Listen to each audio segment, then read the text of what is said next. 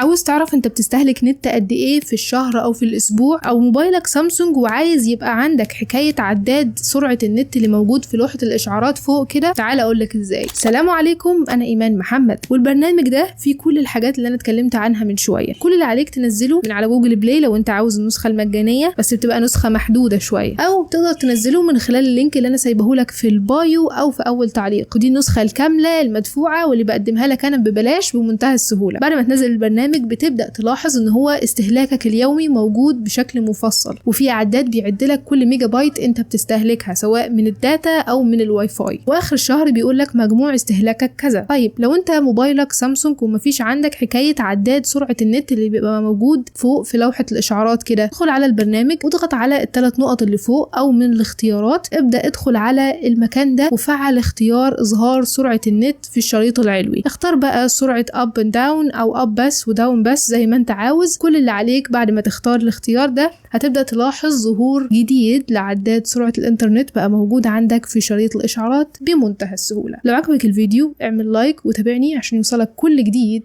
اول باول.